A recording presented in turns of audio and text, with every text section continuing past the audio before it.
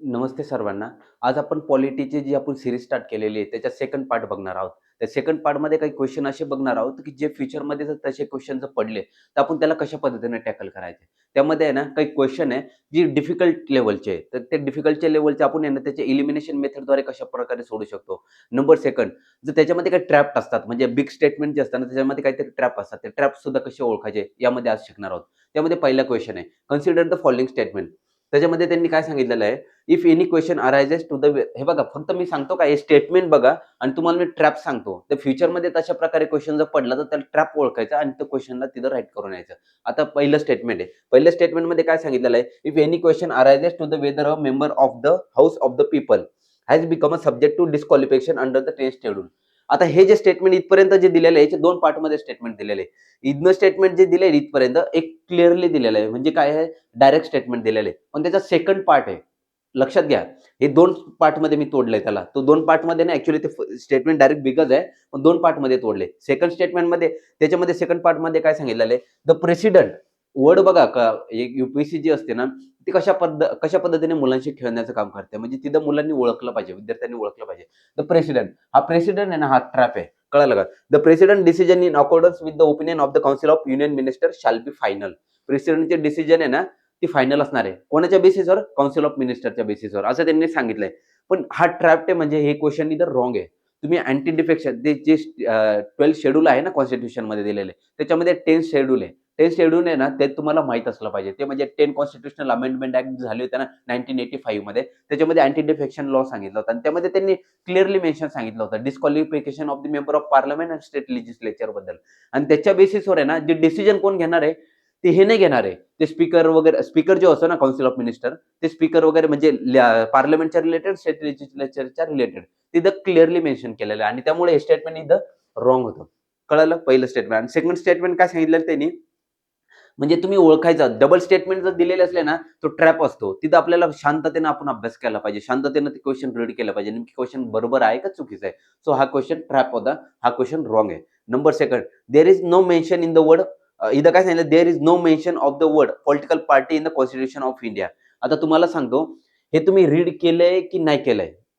कळालं का? कारण की हे जे काही ना, आता ज्यावेळेस आमच्या काही आता बॅचेस वगैरे लॉन्च होणार आहे, त्याच्यामध्ये सुद्धा मी सांगतो, की हे जे काही ना, प्रत्येक छोटे-छोटे वर्ड असतात, कॉन्स्टिट्यूशनमध्ये डिफाईन केलेले असतात. जसं ज्युडिशियल रिव्ह्यू झालं, बेसिक स्ट्रक्चर झालं. या गोष्टी डिफाईन केल्या आहे का नाही केल्या, याचं सुद्धा लेक्चर्स असतात. कळालं का? हे सुद्धा आपल्याला समजलं पाहिजे. आणि या political party there is no mention in the word of political party in the constitution of India. हे कधी-कधी आपल्याला माहीत पण नसतं आणि माहीत पण असतं. पण हा एक ट्रॅप असतो. आणि इथं तुम्ही ना क्वेशन हा सोडवू पण शकता आणि इथं रिस्क पण घेऊ शकता. इथं 50-50 चान्सेस आहे.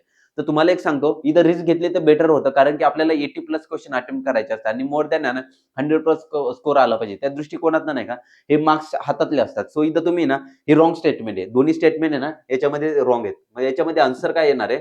मग ते मेन्शन नाही केलेलं पॉलिटिकल पार्टी कॉन्स्टिट्यूशनमध्ये. पॉलिटिकल पार्टी मेन्शन केलेली. इथं काय सांगितलेलं आहे त्यांनी, there is a no mention of the word political party in the constitution of India.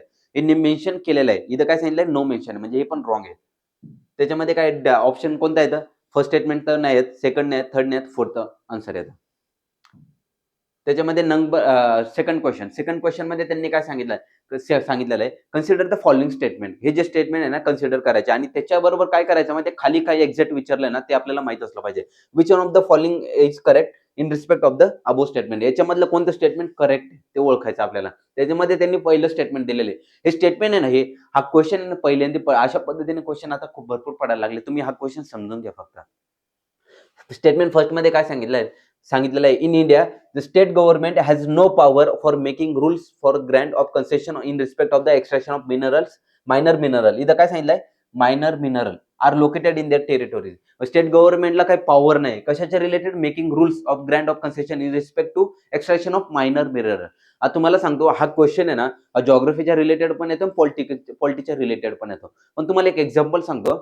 तुम्हाला माहित असेल ते माइन अँड मिनरल्स ऍक्ट 1957 साली बनला गेलेला होता. पण तो ऍक्ट आपण रीड केलेला असला नसला तरी काही फरक पडत नाही. पण आपल्याला एक गोष्ट माहीत असली पाहिजे, सेंट्रल गव्हर्नमेंट, स्टेट गव्हर्नमेंट याच्यामध्ये मेजर आणि मायनर एलिमेंट याच्यामध्ये ना एक डिव्हायडेशन झालेलं आहे. मेजर एलिमेंटच्या बाबतीत जी डिसिजन घेतली जाते ना, ती सेंट्रल गव्हर्नमेंटद्वारे घेतली जाते. मायनर मिनरलच्या बाबतीत जी डिसिजन घेतली जाते ना, मोस्ट ऑफ ते स्टेट गव्हर्नमेंटच्या रिलेटेड घेतली. स्टेट गव्हर्नमेंट घेत असतं. पण इथं त्यांनी काय सांगितलेलं आहे, state government has no power concession of the rules of the for making rules for the grant of concession in respect to extraction of minerals minor located in their territory. म्हणजे हे कम्प्लिटली रॉंग स्टेटमेंट आहे. Number second, तुम्ही आता याच्या बेसिसवर आहे ना, पहिलं रॉंग आहे. लगेच काय जायचं माहिती आहे का? लगेच तुम्ही जर स्टेटमेंट आन्सरच्या याच्या बेसिसवर गेले ना, पहिलं स्टेटमेंट रॉंग सांगितलं त्याच्यामुळे नाही का both statement first and second are correct. Second statement is wrong. पहिलं पण रॉंग होतंय. पहिलं रॉंग आहे ना, त्याच्यामुळे इथं काय सांगितलंय फर्स्ट स्टेटमेंट राइट आहे. म्हणजे जिथं फर्स्ट स्टेटमेंट राइट आहे ना, ते डायरेक्ट इलिमिनेट होतं ऑप्शन. म्हणजे हे पण इलिमिनेट होतं.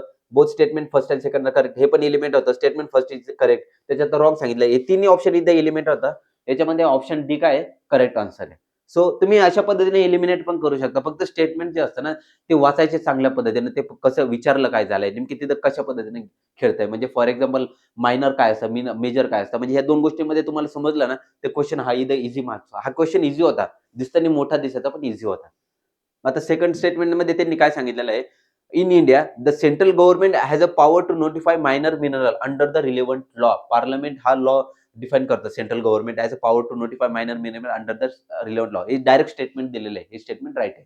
सो तुम्ही याच्या इलिमिनेशनद्वारे हे क्वेश्चन सॉल्व्ह करू शकत नाही. फक्त स्टेटमेंट मोठं दिसतं तर घाबरायचं नसतं. आता त्याच्यामध्ये नंबर याच्यानंतरचा एक क्वेश्चन आहे. एक क्वेश्चन काय आहे, with reference to the Indian polity consider the following statement. याच्यामध्ये खालचे क्वेश्चन आहे ना, कन्सिडर करायचे. त्याच्यामध्ये कोणतं राइट आहे, कळालं का? त्याच्यामध्ये 3 दिलेल्या गोष्टी. 3 गोष्टी काय दिलेल्या आहे? An ordinance can amend any central act. कळालं का? ऑर्डिनन्स जो असतो ना, अध्यादेश म्हणलं जातं. अध्यादेश काय असतो? Can amend any central act. Right statement आहे, डायरेक्ट स्टेटमेंट आहे. Number second, an ordinance can abridge a fundamental right.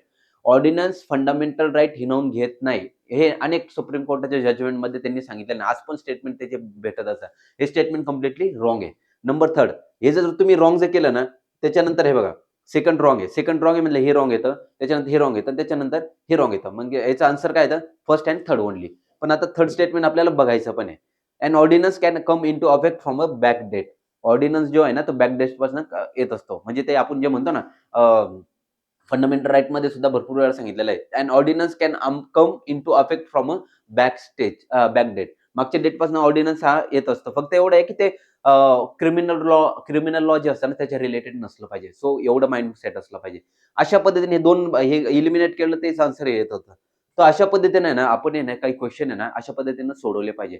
ज्या दृष्टिकोनातून आपले मेन्सच्या बाबतीत आहे ना, आता प्रिलिम ही मेमध्ये एक्झाम आहे ना, तर तिला आपल्याला 4 महिने आपण कन्सिस्टंटली ही सीरीज चालू ठेवणार आहोत. त्याच्यामध्ये जिओग्राफी, हिस्ट्री, पॉलिटी सगळे.